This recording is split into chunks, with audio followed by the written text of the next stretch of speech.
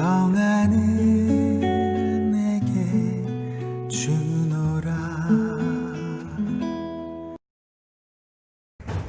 오늘 우리 함께 공독한 말씀을 통해서 흔들리는 믿음을 반석 위에 세웁시다 하는 제목으로 하나님의 말씀을 함께 나누겠습니다. 같이 한번 따라하겠습니다. 흔들리는 믿음을 반석 위에 세웁시다. 아멘. 우리 한 해의 절반이 벌써 이제 지나가고 있습니다. 우리의 믿음과 결단이 흔들리기 쉽고 또 뭔가 결단하는 듯 하지만 행동하지 않으면 그것의 결과를 얻을 수 없습니다. 우리 이제 한 해의 절반 가까이 남았는데 우리 남은 한 해를 하나님 앞에서 우리의 믿음의 아름다운 결단으로 흔들리지 않고 달려가기를 소망하는 우리 모든 성도님들이 될 수 있기를 주의 이름으로 축복합니다. 유명한 철학자 중에 임마누엘 칸트라는 사람이 있습니다. 이 사람은 무엇이든지 깊이 생각하고 결정하는 매우 냉철한 사람이었습니다. 그는 평소에 친하게 지내던 여인으로부터 청혼을 계속해서 받았지만 쉽게 답변을 내리지 못하고 있었습니다. 그래서 답답했던 여인이 드디어 그 칸트에게 다가와서 결혼 여부를 분명하게 얘기해달라라고 이렇게 다그쳤습니다. 그때 칸트는 예, 제가 생각해 보겠습니다 하고 칸트가 도서관에 가서 결혼에 관한 책들을 모두 다 이렇게 꺼내보고 결혼에 찬성하는 책자들, 결혼에 반대하는 것들, 이혼에 관한 것들, 이런저런 모든 도서들을 다 이렇게 읽어본 이후에 이제 그 결혼을 해야 될지 안 해야 될지 분석을 하고 이제 그 여인의 집에 찾아가서 그 여인의 아버지에게 이야기했습니다. 당신의 따님과 결혼하기로 제가 결정했습니다. 이렇게 이야기할 때에 그 아버님이 이야기했던 것이 여보게 너무 늦었네. 내 따님이 벌써 결혼해서 아이가 2명이나 있다네. 이렇게 이야기했다고 합니다. 우리가 혹시 이 딸을 살아갈 때에 참 함부로 무엇인가 하는 것도 어리석은 것입니다. 그렇지만 우리가 무엇인가 하는 것에 있어서 너무 생각만 많아서 생각하고 고민하다가 행동으로 옮기지 못하는 것도 참 어리석은 일일 것입니다. 우리 이 2020년도 한 해도 우리 절반 가까이 남았는데 생각만 하고 머리로만 아이고 해야 되는데 하고 하는 머리만의 신앙이 아니라 우리의 삶이 하나님 앞에 생각하고 결단한 대로 행동의 옮김으로 열매를 맺을 수 있는 우리 모두가 될 수 있기를 주의 이름으로 축원합니다. 우리 성도님들은 믿음이 흔들려 본 적이 있습니까? 우리 신앙생활을 하다 보면 신앙이 좋을 때도 있는가 하면 그 신앙이 흔들릴 때도 한 번씩 있는 것입니다. 제가 어릴 때는 참 다른 곳에 재미있는 게 없었고 교회가 제일 재미있는 곳이었습니다. 그래서 늘 교회에서 살았고 또 교회가 전부이던 그런 시기였습니다. 그래서 학교에도 친구들이 있지만 학교 친구들보다 교회 친구들, 교회 형 동생이 훨씬 더 재미있고 그래서 교회에 와서 늘 지내기도 했고 그래서 교회에서 가까이 하다 보니까 자연스럽게 신앙도 참 좋았던 시기예요. 그래서 중학생 때도 교회에서 함께 모여서 늘 이렇게 동성기도하는 그룹도 있었고 임원이 된 뒤에는 토요일 저녁마다 교회에서 철야 기도를 하고 막 이렇게 참 신앙이 좋았던 그래서 그때 당시에 제 꿈이 뭐였겠습니까?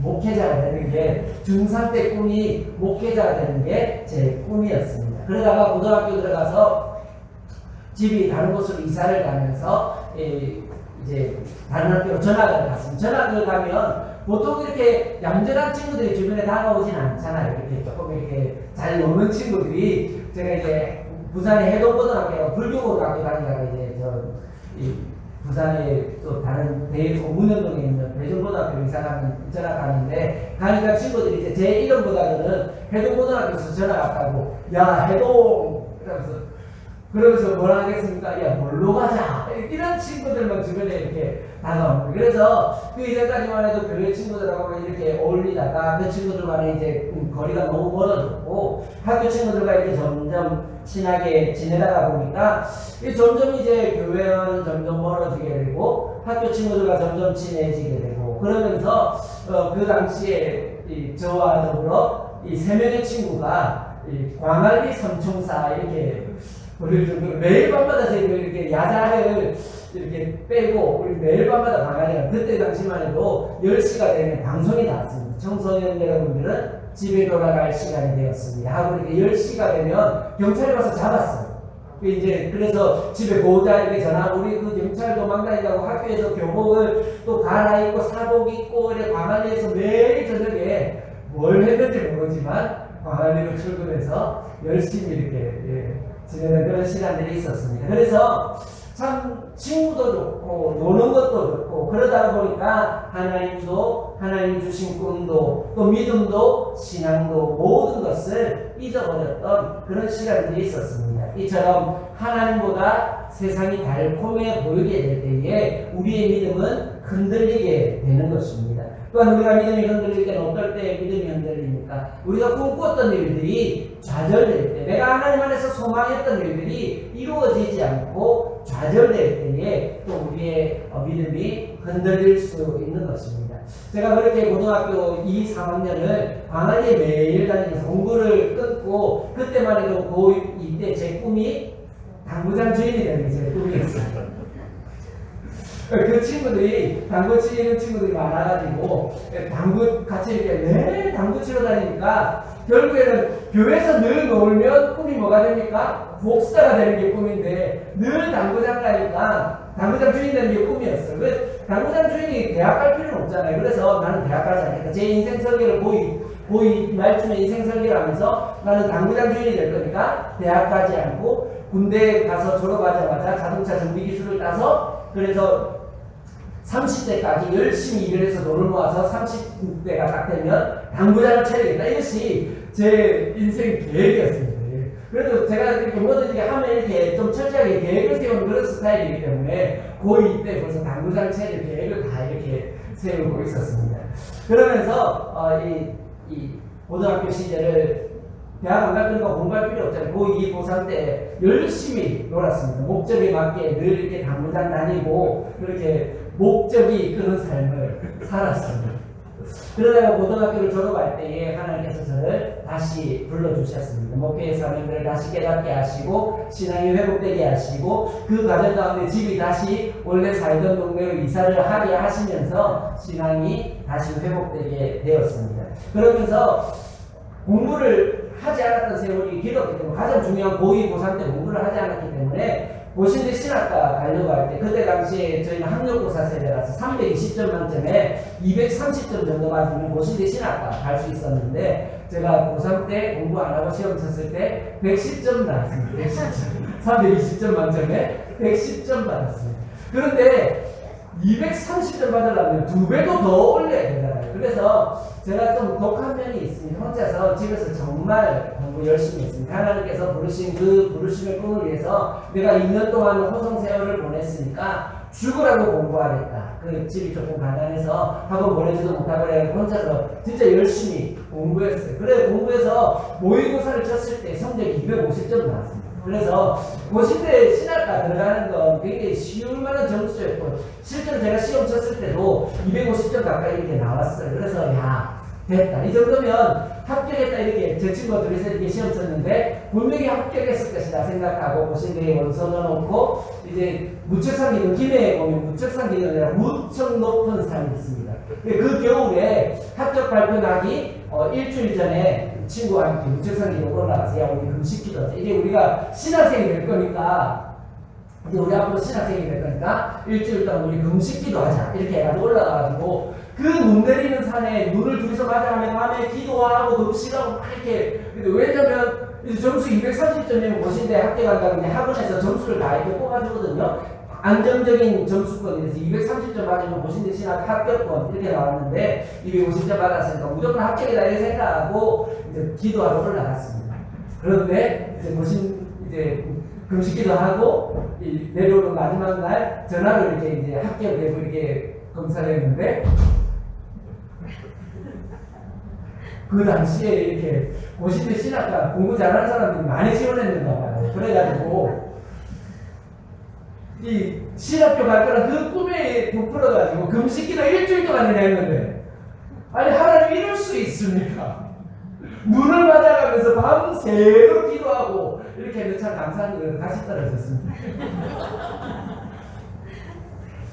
하나님 앞에 기도하고 소망하고 바랬는데 그 소망이 쉽게 이루어지지 않더라는 것입니다. 그럴 때 우리의 믿음이 흔들리게 됩니다. 세상 하나님보다 더 좋은 것이 있을 때 우리의 믿음이 흔들리게 되고 또 우리의 꿈꾸던 일들이 정말 하나님 이번에는 꼭 이렇게 해주시리라 생각했고 내가 정말 최선을 다해서 노력했기 때문에 부끄럽지 않게 노력했기 때문에 이번엔 좋은 결과가 있겠지 하고 생각했는데 그 일의 결과가 원하는 대로 되지 않을 때에 우리는 그 꿈의 좌절 속에서 우리의 믿음이 흔들리게 되는 것입니다. 오늘 본문에 보면 믿음의 조상이라 부르는 아브라함의 믿음이 흔들리는 모습을 우리가 볼 수 있습니다. 그런 흔들리는 믿음을 어떻게 견고한 반석 위에 세울 수 있는지 오늘 본문 말씀을 통해서 우리 같이 은혜 나누기를 원합니다. 첫 번째로 같이 따라하겠습니다.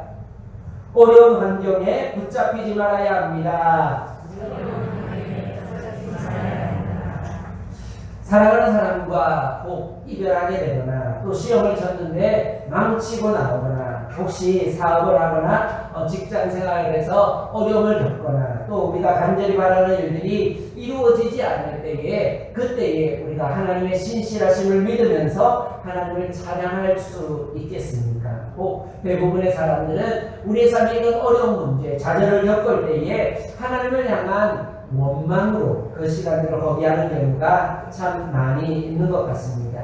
하나님께서 아브라함을 부르시면서 약속을 주셨습니다. 그 약속이 무엇입니까? 열국의 아비가 되게 해주시겠다. 복의 근원이 되게 해주시겠다. 큰 민족을 이루게 해주시겠다. 하나님께서 그렇게 약속하시면서 아브라함을 부르신 것입니다. 그렇지만 지금 현재 아브라함이 하나님의 그 약속을 믿고 약속의 땅 가나안 땅에 왔는데 지금 아브라함의 현재의 모습이 어떻습니까? 75세에 가나안 땅에 들어왔는데 가나안 땅에 들어온 지 꽤 오랜 시간이 지났는데도 불구하고 오늘 2절 말씀에서 보면 주 여호와여 무엇을 내게 주시려 하시나이까 나는 자식이 없사오니 라고 이렇게 말씀하면서 아브라함이 뭐라고 말합니까? 하나님 내게 주신 것이 뭐가 있습니까? 하나님 약속 믿고 이곳까지 왔는데 하나님 약속 믿고 나온 내게 주신 것이 도대체 뭐가 있습니까?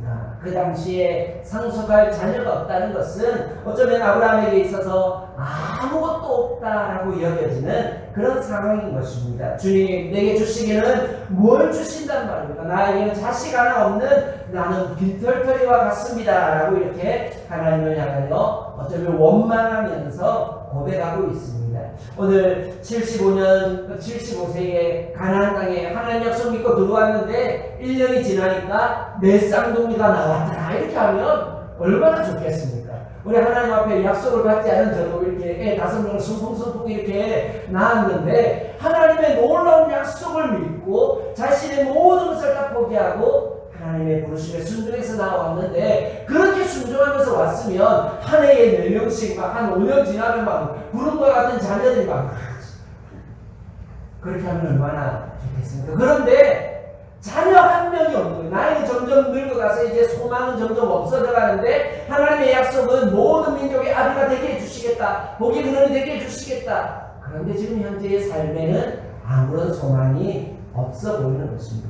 자식이 없는 그 고통은 당시에는 훨씬 더 심각했습니다. 지금도 자식이 없다는 것은 큰 고통이지만 그 당시에는 시족 공동체 사회에서 남자에게 같은 씨의 자녀가 없다라는 것은 상속자가 없다는 것은 권력이 없고 미래도 없는 것으로 여겨지는 정말 고통스러운 일인 것입니다. 이처럼 현실에 기대했던 일들이 좌절됐고 나이는 점점 많아져서 소망이 없어 보일 때에 우리의 믿음은 흔들리게 됩니다. 2절 후반부 말씀에서 보면 나의 상속자는 이 다메섹 사람 엘리에셀이니라 라고 이렇게 말하면서 아브라함이 하나님의 약속에 대하여 신뢰하지 못하고 그 믿음이 흔들리고 있는 것을 볼 수 있어요. 그래서 하나님의 방법이 아니라 인간적인 방법을 제시하고 있습니다. 이 종을 양자로 삼아서 상속자로 삼겠습니다 라고 이렇게 이야기하고 있습니다.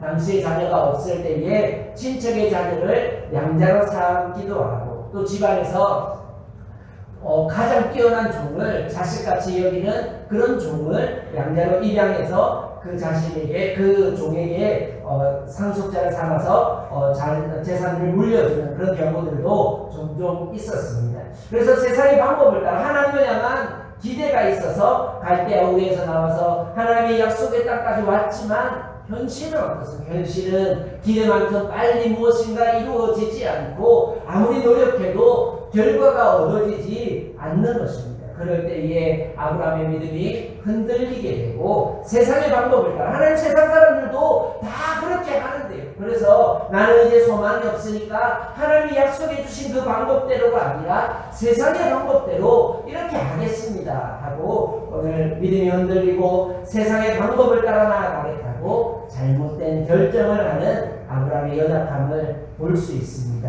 그렇지만 믿음으로 산다는 것은 어려운 환경에 붙잡히지 않는 것임을 기억할 수 있기를 주님 안에서 소망합니다. 우리의 삶에 현실의 어려움이 다가올 수 있습니다. 약속을 믿고 나왔는데 그 약속이 내 생각하는 시각과는 다르게 더 응답이 느리게 올 수 있습니다. 우리가 기도하고 소망했지만 그 소망하는 일들이 내 생각하는 시간에가 아니라 하나님의 때에 이루어지기 때문에 우리는 조급해하고 하나님의 응답하시지 않는다고 불평하기도 하는 것입니다. 오늘 우리의 삶에 어떤 어려움, 어떤 환경에 문제가 있다 할지라도 그 어려운 환경에 붙잡히지 않고 세상에 타협하지 않고 믿음으로 굳게 설 수 있는 우리 모든 성도님들이 될 수 있기를 주의 이름으로 축원합니다. 우리 먼저 같이 한번 따라하겠습니다. 믿음을 주시는 하나님의 말씀을 들어야 합니다.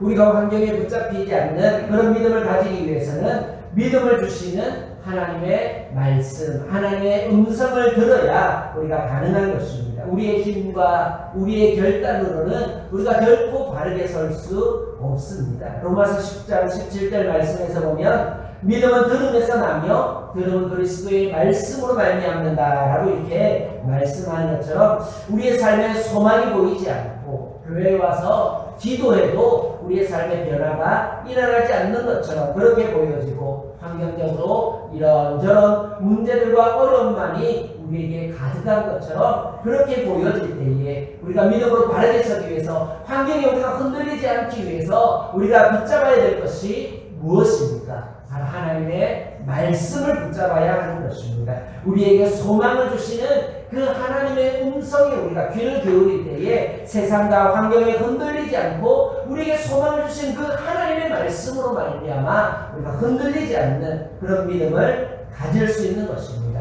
우리가 무엇을 붙잡아야 합니까? 세상의 모든 것은 다 변합니다. 환경도 변하고 눈앞에 있는 성공도 변하고 이 땅에 우리 또 젊은 많은 사람들은 예쁜 미모들을 또 이렇게 추구하지만 모든 것이 다 변하는 것입니다. 변하지 않는 것은 무엇입니까? 오직 하나님의 말씀만이 변하지 않는 것을 꼭 기억할 수 있기를 소망합니다.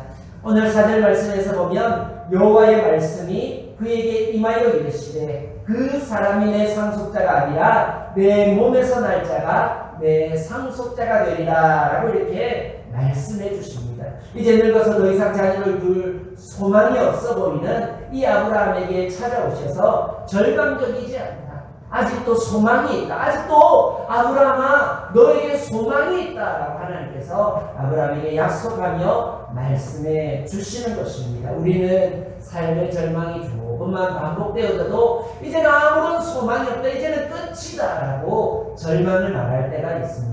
그렇지만 오늘 하나님은 그 아브라함에게 찾아오셔서 아브라함아 지금이 끝이 아니야. 너에게 아직도 남은 하나님의 기대와 소망이 있단다. 너를 통해서 이룰 하나님의 약속이 있단다라고 이렇게 말씀해 주시는 것입니다.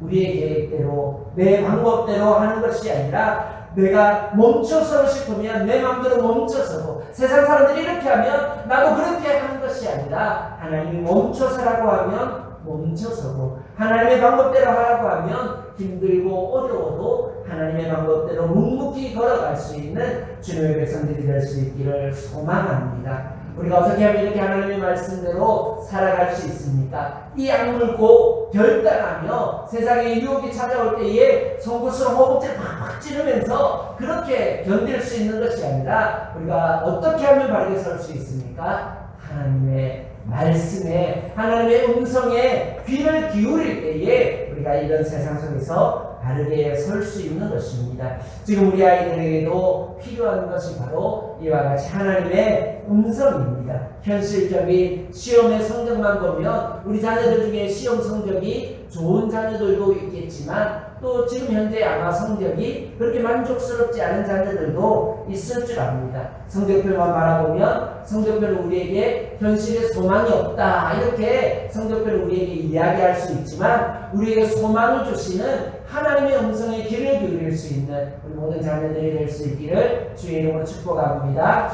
그래서 우리 자녀들도 공부할 때에 말씀을 보면서 공부할 수 있도록 이렇게 하나님의 말씀을 들을 때에 소망이 생기고 꿈이 생기고 또 우리의 삶에 우리 성도님들의 삶에 어떤 준비하는 것 어떤 기대하는 것 무엇이 있든지 간에 현실을 바라보는 우리는 절망할 수밖에 없습니다. 우리에게 주시는 하나님의 꿈과 비전을 이루기 위해서는 계속해 주시는 하나님의 그 소망의 음성에 우리가 귀를 기울여야 하는 것입니다.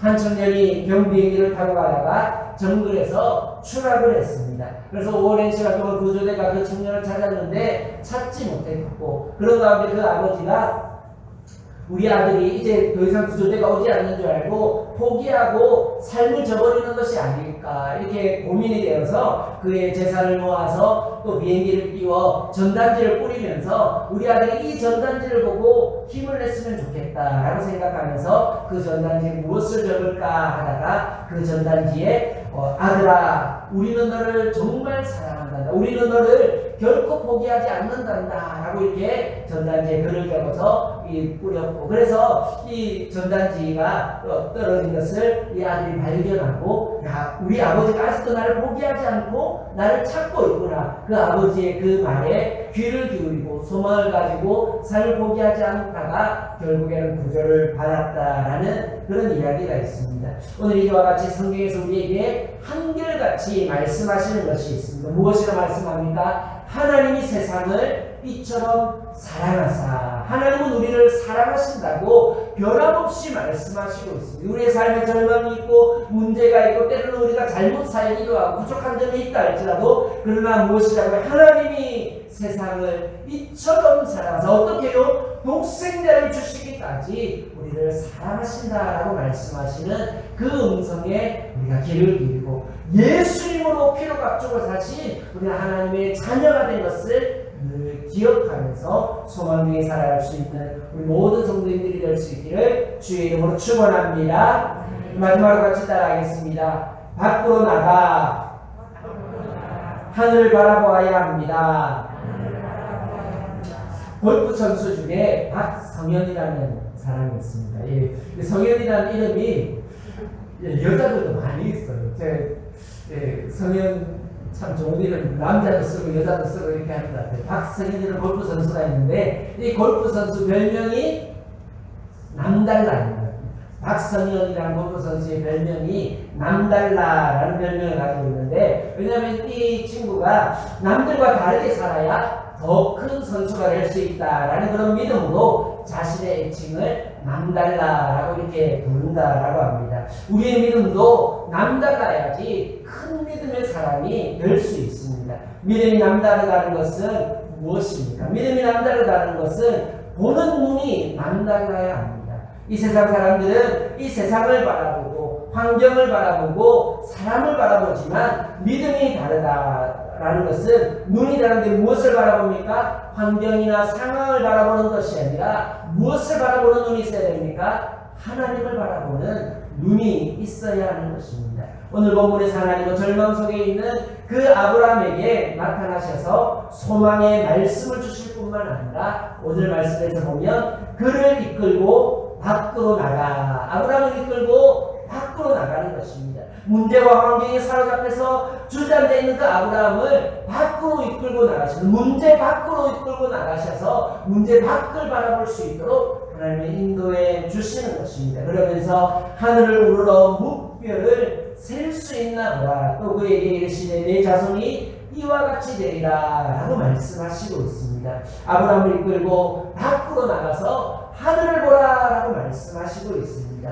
앞뒤 좌우가 다 막힌 것 같이 그렇게 우리에게 아무런 소망이 없어 보여도 우리의 눈이 막혀있는 우리 주변을 바라보는 앞뒤 좌우로 막혀있는 그 환경을 바라보는 것이 아니라 어떻게 하라고요? 밖으로 나가서 눈을 들어서 하늘을 바라보라 라고 말씀하십니다. 하늘에는 누가 계십니까? 하나님 아버지께서 계시는 것입니다. 이 땅을 바라볼 때는 환경이 꽉 사로잡혀서 아무것도 할 수 없는 것 같이 보이지만 하나님은 눈을 들어서 하늘을 바라보라. 하늘에 있는 무별을 바라보라.